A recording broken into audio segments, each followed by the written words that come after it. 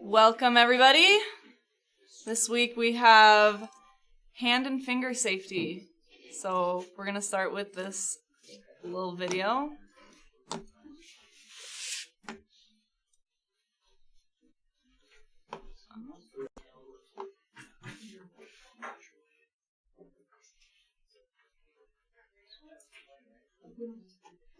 You're showing inappropriate videos?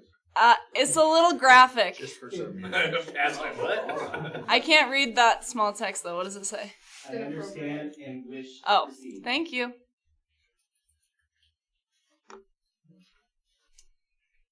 All right. That's how we get viruses. Oh, no. Uh-oh. Never seen that. Ho, ho, ho. Pause it real fast. Yep, hold on. I gotta change the... Should have checked that first. My bad. Guys, come and have a seat.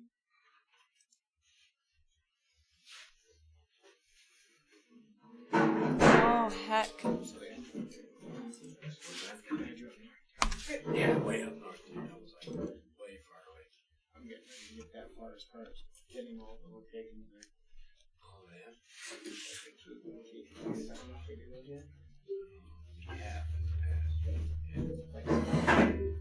I assume that the pinballs are everywhere.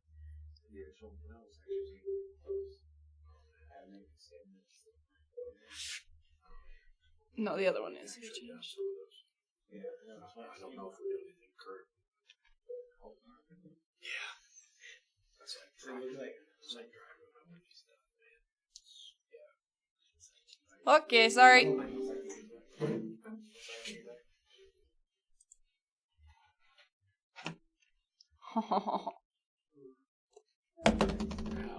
It's muted on YouTube. Sure enough. That looks nice. Yeah, you don't really need the... Hey, it gave you a disclaimer. It did. They want one of these spice brownies? Yeah, I got one. I need one. I need another. Just remember, your worst day is not that bad yet. And this is very common in what you guys do. This is called degloving. That happens with rings when it gets caught on equipment. It's very plausible to happen to you guys. So make sure you're wearing the right equipment. Obviously, that's what this is about. So, and then the rest they're just talking about it. But Listen to the video on it. He said he was using a post pounder. And he had it up, he grabbed the post, and he let go of that, and he just came down and took that skin right off. He said it was my own fault because I wasn't paying attention to what I was doing. you're good. You can look at the screen again.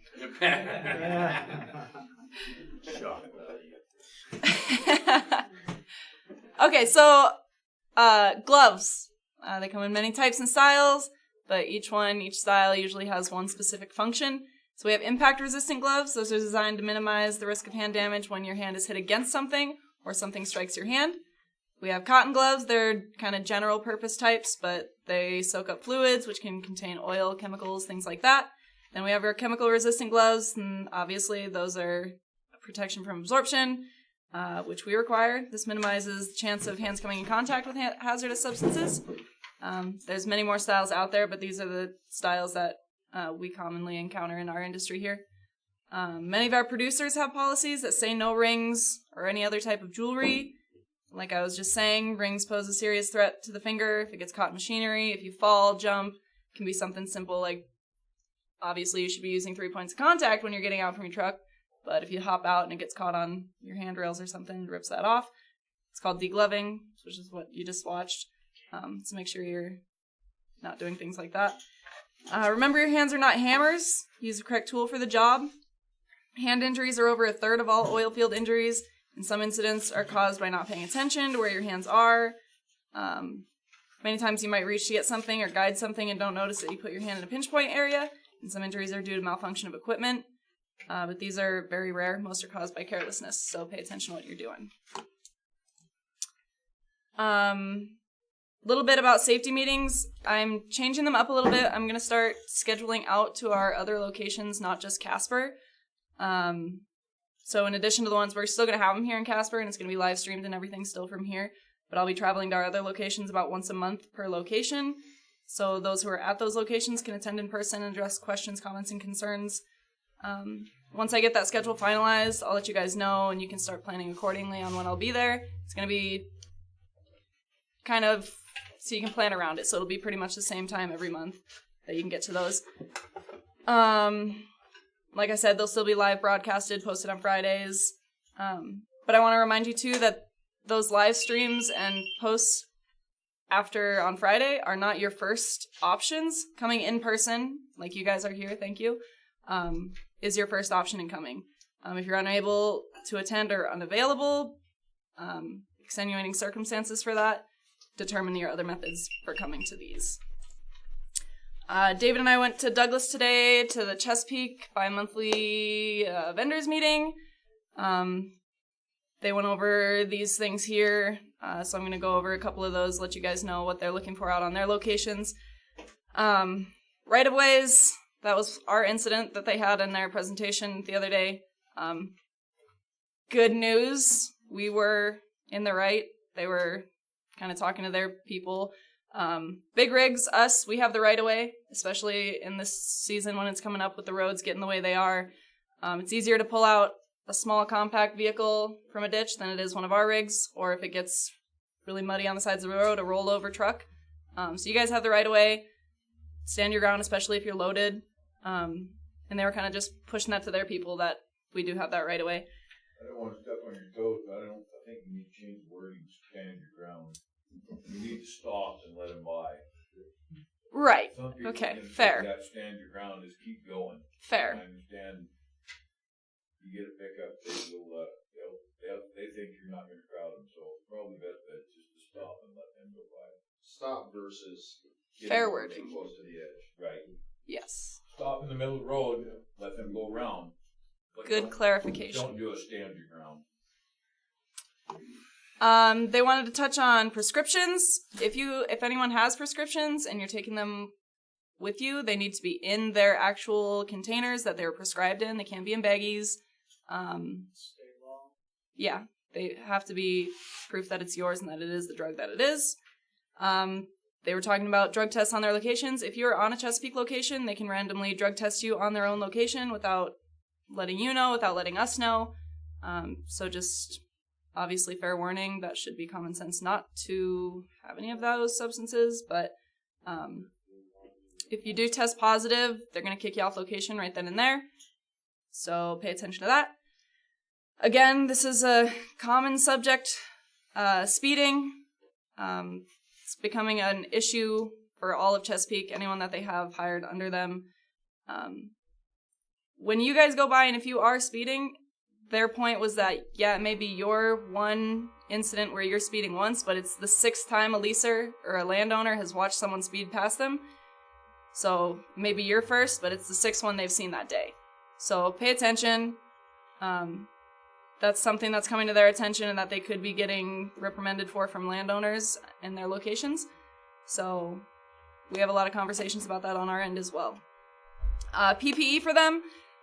If they find you without safety glasses on, without monitors on, they're going to kick you off location right then and there as well. So make sure you have all that on. It's a requirement. Touching on that as well. They also want to let you guys know that there are emergency shutdown buttons on their locations. They said if there is anything you suspect to be dangerous or needs to be shut down, please use them. And don't be afraid to use them. If there's something going wrong that you see, just hit it. Shut it down.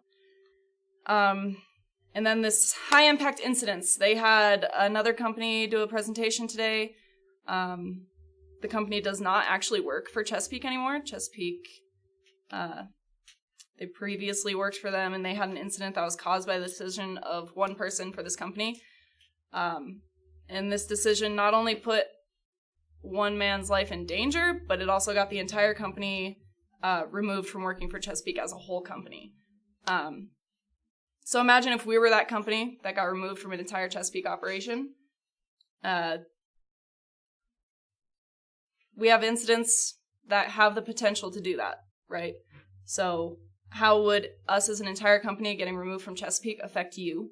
your family, the people sitting next to you and their kids. Pay attention to that. I think I've hit on this tons of times, but you alone are not the only person your actions affect. So follow the policies, follow procedures, slow down, have common sense, and use stop work authority. We all have that. We all know what it is. So if you see something that's unsafe and something different needs to be done, don't be afraid to use stop work. All right, Wyoming water. Lots of new things happening in water. Huge amounts of service work. Barrel rates are steady above 10,000 daily. It's looking good. Wyoming crude, hauling over 50,000 barrels daily. Crude volumes are back up. Get ready for new flowbacks coming on soon.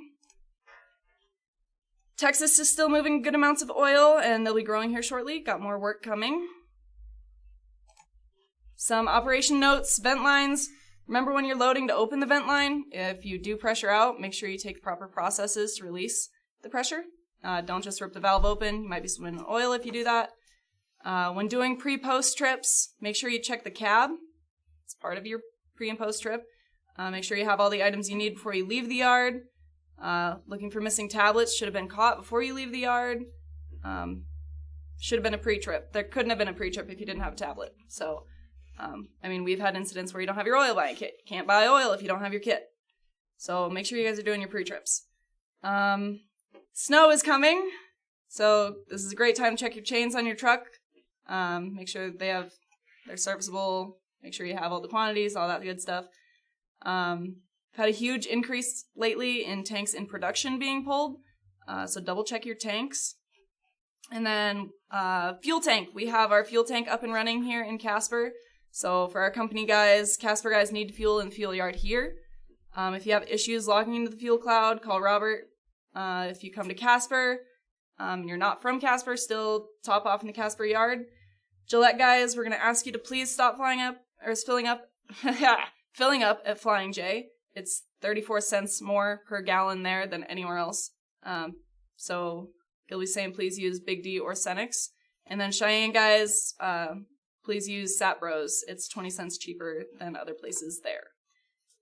So, again, any short service employees, stop and chat with us. If anyone else has anything.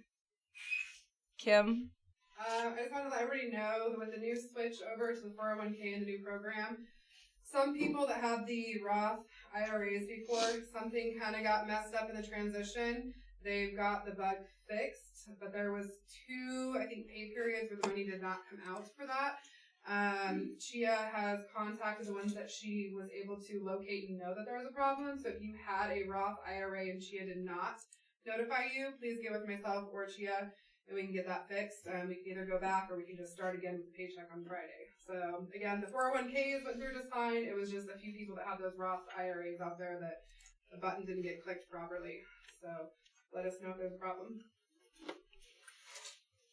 I'll just add, Sierra, I'm losing my voice, I'll try to be clear, the Flying J and Gillette, that's not a suggestion.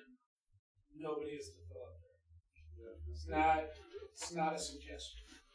Second, just want to touch on the meeting we had last week. So we talked pretty openly and direct about a lot of incidents, kind of like Sierra alluded to, how those incidents affect everybody, not just that person. And we talked about it a lot, and there was a lot of good input from the drivers. And number one, I want to thank a lot of the drivers. I had a lot of texts and phone calls from our drivers that were really supportive after that. We put out a lot of statistics. We showed you guys some information on incidents. So the feedback was good. And our incidents did go down. We had 2 incidents since then, and I just want to touch on it. Number one, when we have an incident, I know everybody gets worked up, and I'm glad that everybody cares, but you also have to trust management.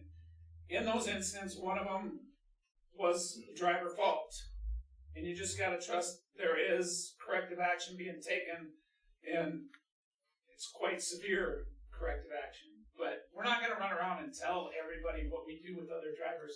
It's just a management decision. That's not something share. If that driver wants to share it with you, I could care less. It's not a secret. But management isn't going to sit here and talk with other people about what corrective action we take.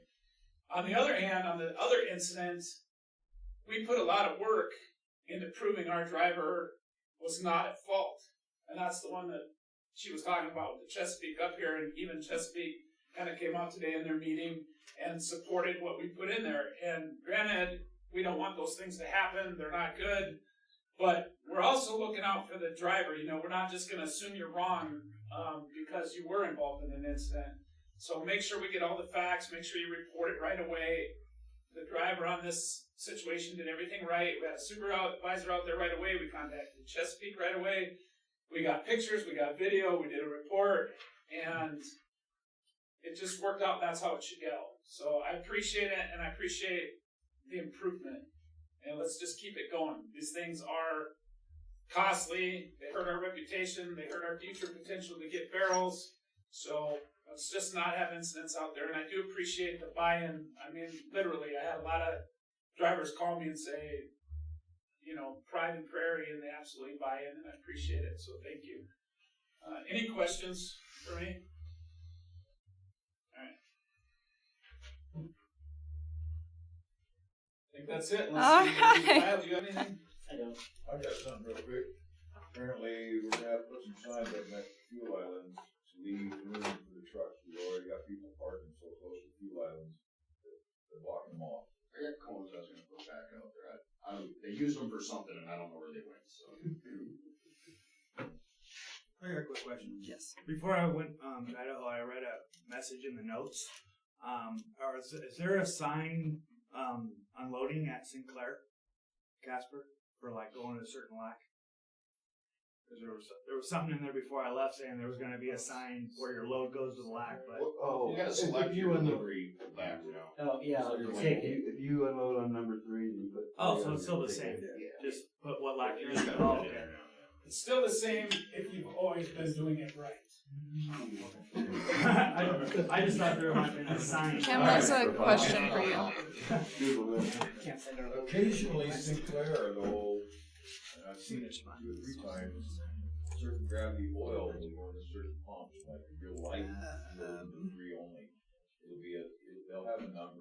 They'll let us know when they do that because they're running tests of some sort. I will follow them. Combine something. You want to put in that, but I will find out. Yeah, apparently we're not. You? Alrighty. Are you still live? Yep. Hey, Just wanna. Josh Cunliffe, on your question, I'll find out and get back to you. It's all you. All right.